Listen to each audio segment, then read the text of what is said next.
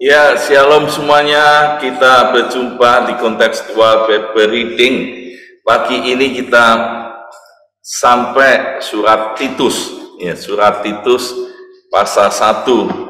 Titus 1. Dari Paulus, hamba Allah dan Rasul Yesus Kristus, untuk memelihara iman orang-orang pilihan Allah dan pengetahuan akan kebenaran seperti yang nampak dalam ibadah kita, dan berdasarkan pengharapan akan hidup yang kekal, yang sebelum permulaan zaman sudah dijanjikan oleh Allah yang tidak berdusta, dan yang pada waktu yang dikehendakinya telah menyatakan firman-Nya dalam pemberitaan Injil yang telah dipercayakan kepadaku sesuai dengan perintah Allah Juru Selamat kita. Kepada Titus, anakku yang sah menurut iman kita bersama, kasih karunia dan damai sejahtera di Allah Bapa dan Kristus Yesus Juru Selamat kita menyertai engkau. Aku telah meninggalkan engkau di Kreta dengan maksud ini, supaya engkau mengatur apa yang masih perlu diatur, dan supaya engkau menetapkan penatua-penatua di setiap kota, seperti yang telah kupesankan kepadamu, yakni orang-orang yang bisa bekerja, yang mampu memiliki satu istri, dan anak-anaknya hidup beriman dan tidak dapat dituduh karena hidup tidak benar atau hidup tidak tertib. Sebab sebagai pengatur rumah Allah, seorang penduduk jemaat harus tidak berhasad, tidak angkuh, bukan pemberang, bukan pemilu, bukan pemarah, tidak serakah, melainkan suka memberi tumpangan, suka akan yang baik, bijaksana, adil, saleh, dapat menguasai diri, dan berpegang kepada perkataan yang benar, yang sesuai dengan ajaran yang sehat, supaya ia sanggup menasihati orang berdasarkan ajaran itu, dan sanggup meyakinkan penentang-penentangnya. Karena sudah banyak orang hidup tidak tertib, terutama di antara mereka yang berpegang pada hukum sunat. Dengan omongan yang sia-sia, mereka menyesatkan pikiran. Orang-orang semacam itu harus ditutup mulutnya, karena mereka mengacau banyak keluarga dengan mengajarkan yang tidak-tidak untuk mendapat untung yang memalukan. Seorang dari kalangan mereka, nabi mereka sendiri, pernah berkata, "Dasar orang Kreta pembohong, binatang buas, pelahap yang malas." Kesaksian itu benar, karena itu tegurlah mereka dengan tegas, supaya mereka menjadi sehat dalam iman, dan tidak lagi mengindahkan dongeng-dongeng Yahudi dan hukum-hukum manusia yang berpaling dari kebenaran. Bagi orang suci semuanya suci, tapi bagi orang najis dan bagi orang tidak beriman, suatu pun tidak ada yang suci, karena baik akal maupun suara hati mereka najis. Mereka mengaku Allah, tapi dengan perbuatan mereka menyangkal Dia. Mereka keji dan durhaka dan tidak sanggup berbuat sesuatu yang baik. Ya, terima kasih. Kita sampai surat Titus, dan ini kaitan dengan surat Timotius 1 dan 2. Banyak para teolog dan introduksi di dalam Perjanjian Baru mengatakan bahwa surat Timotius dan surat Titus ini surat pastoral. Tapi kalau lihat sampai di surat Titus ini, memang kita melihat bahwa ternyata Titus dengan Timotius ini bukan gembala di Kreta.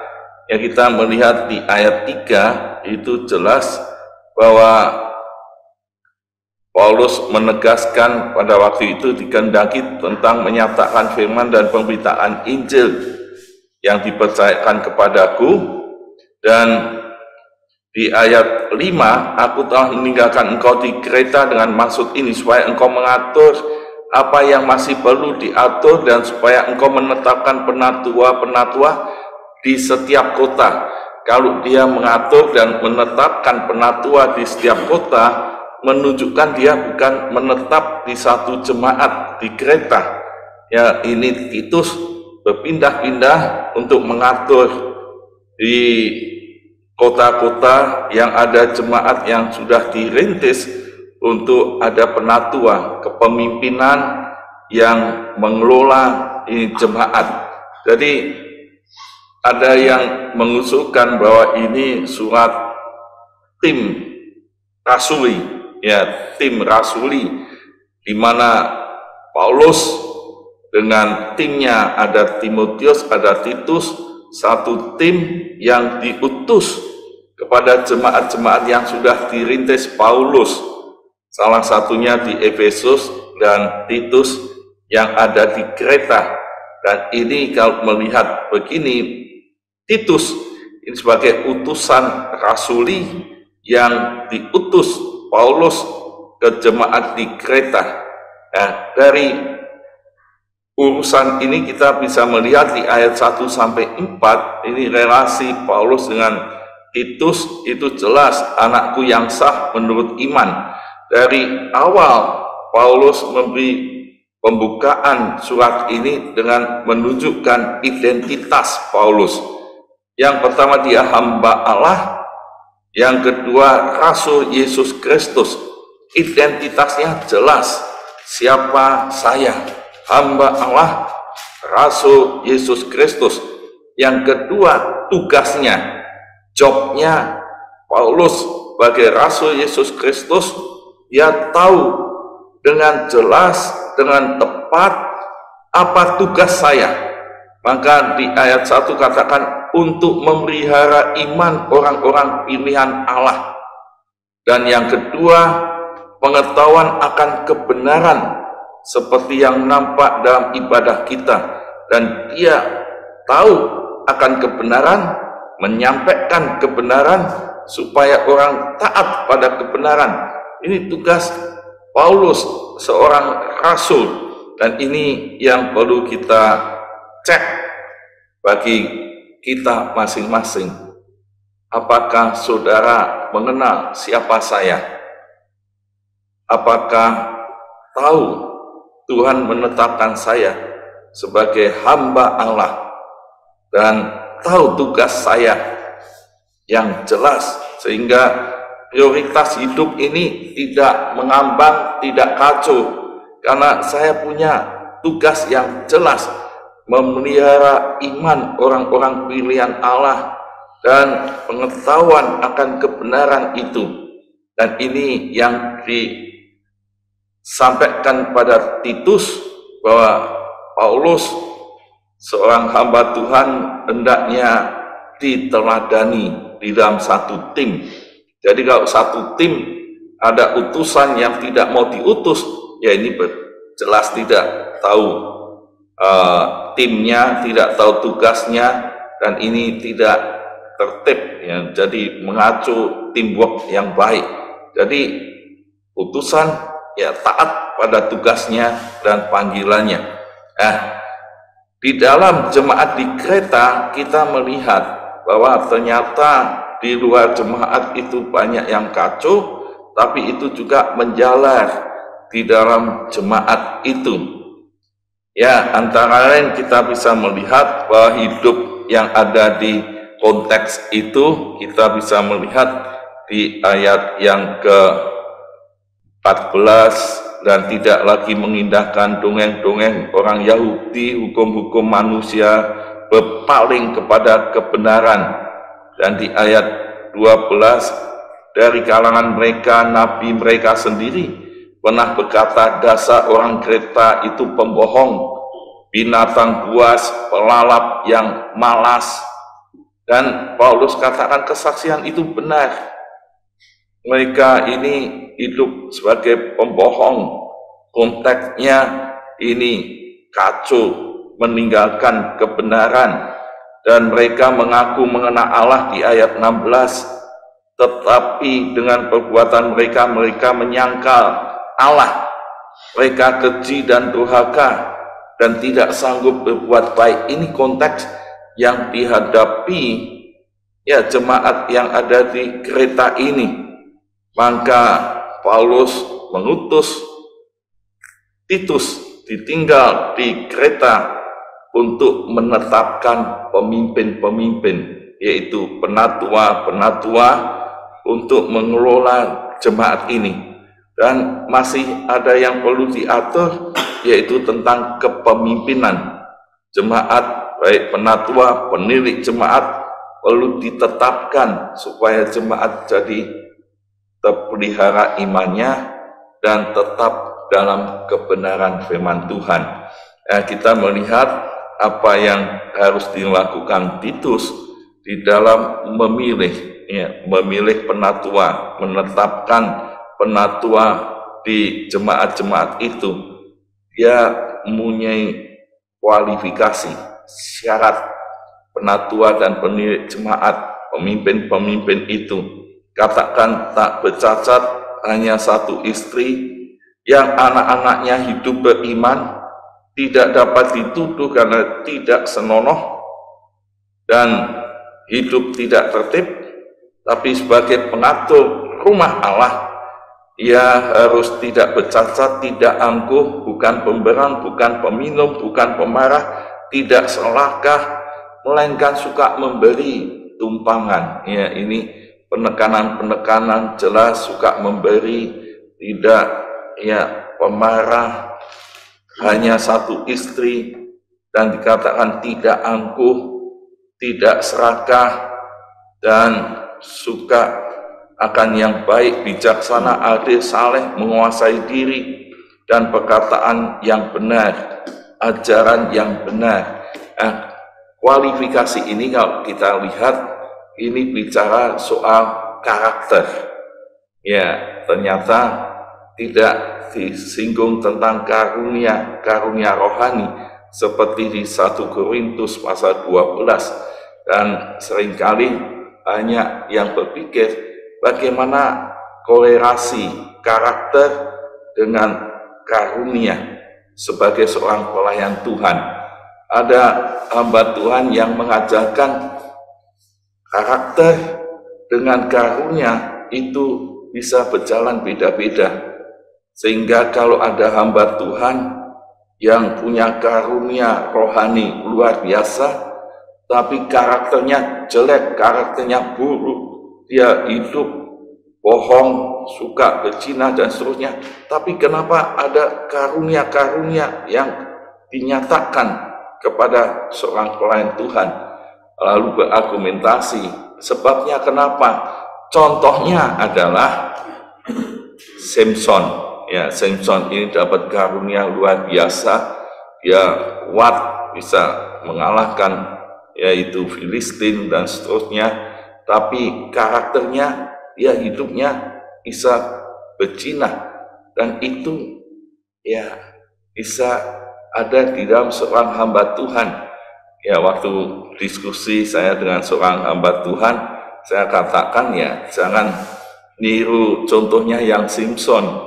Seorang hamba Tuhan mestinya meniru, meneladani contohnya Tuhan Yesus.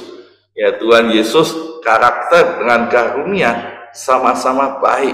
Ya, kalau kita lihat semua harus baik. Tapi kalau kita harus memilih salah satu di dalam kepemimpinan jemaat, mana yang harus dipilih? Rupanya di surat Titus ada satu ya teladan untuk memberi kualifikasi. Kalau sama-sama tidak jelas ada karunia atau ada karakter seorang pelayan Tuhan, pemimpin jemaat, mana dulu yang harus dipilih? Rupanya Paulus menegaskan karakter dulu yang harus dipilih, karena karunia ini ya seringkali tidak nampak secara jelas, dan kalau karakter itu jelas di dalam track record, di dalam pelayanan masa kini, kalau dia punya karakter yang baik, maka di dalam kepemimpinannya akan menunjukkan satu buah pelayanan yang bisa dilihat orang, yang bisa diteladani orang, yang bisa dipegang menjadi contoh di dalam jemaat. Maka kita tahu di sini Paulus tegaskan harus pilih mereka yang punya karakter-karakter, termasuk harus satu istri, karena pada waktu itu banyak yang punya istri lebih dari satu, dan itu tidak bisa. Dan sekarang kita lihat contoh-contoh sekarang, ya hamba Tuhan yang sudah beristri 2-3 tetap aja dipilih sebagai pemimpin. Rupanya tidak tegas di dalam kualifikasi di dalam seorang pemimpin jemaat. Ini yang ditegaskan oleh Paulus, karakter ini penting, dan alasannya jelas, karena ini yang akan mengatur jemaat, dan jemaat yang kacau di dalam karakter, maka Paulus tegaskan bagi orang suci semuanya suci, tetapi bagi orang najis Dan bagi orang yang tidak beriman, suatu pun tidak ada yang suci. Dan ini menegaskan hidup suci sebagai orang Kristen dan jemaat, pemimpin-pemimpin. Ini penting karena tidak bisa itu mengenal Allah, tapi hidupnya tidak suci. Dan kita lihat sekarang, amanat teksnya jelas. Yang pertama, Tuhan memberi tugas pelayanan kepada orang-orang beriman. Yang kedua, pelayan Tuhan itu ada syarat kualifikasi yang baik dalam karakter dan hidup suci sebagai penyataan imannya. Nah, kita mau mengaplikasikan, lihat saya. Apakah saya mengenal tugas pelayanan bagi orang-orang percaya yang lain? Saya hidup sebagai orang percaya, apakah saya mengenal tugasnya, identitasnya? Yang kedua, apakah saya sudah memiliki kriteria pelayan Kristus yang ada di 1 Titus ini? Ya, kriteria yang diungkapkan tadi, karakter-karakter yang baik. Yang ketiga, siapkah saya berani menyatakan imannya dengan hidup suci dan menegur orang yang tidak suci? Amin. Tuhan Yesus memberkati. Mari kita meresponi surat Titus pasal 1 ini dengan pujian, bagaikan bejana siap dibentuk. Biarlah kita mau menjadi serupa dengan Kristus dalam seluruh aspek hidup kita sebagai orang-orang yang dipanggil sesuai dengan panggilan kudus. Bagaikan bejana siap dibentuk, demikian hidupku di tanganmu, dengan urapan kuasa Rohmu ku dibaharui selalu. Jadikan ku Allah dalam rumah-Mu,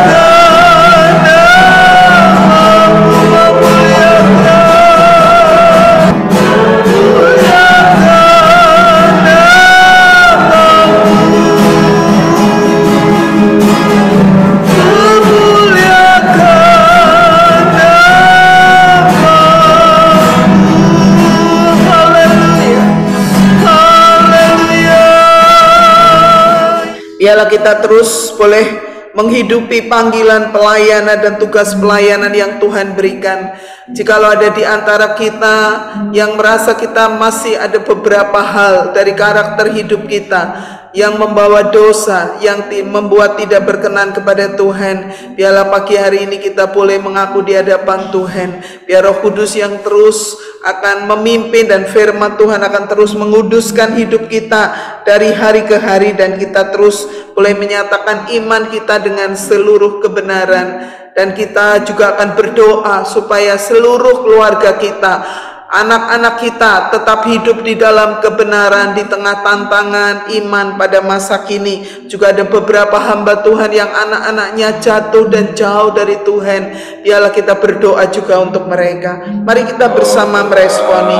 Bapa Surgawi, aku bersyukur Tuhan, firman Tuhan mengingatkan kepadaku betapa aku harus menyadari tugas panggilan dan hidup berkenan di hadapan Tuhan. Ampuni segala dosa, segala kesalahan yang aku lakukan yang tidak berkenan, bahkan karakter-karakter yang tidak menunjang panggilanku sebagai hamba Tuhan. Ampunilah ya Tuhan. Biarlah pagi hari ini Roh Tuhan dan firman Tuhan membawa kami kembali Tuhan untuk terus boleh menjadi pelayan-pelayan Kristus yang berkarakter ilahi, yang kudus, yang beriman kepada Tuhan. Kami saat ini juga berdoa untuk seluruh keluarga kami masing-masing.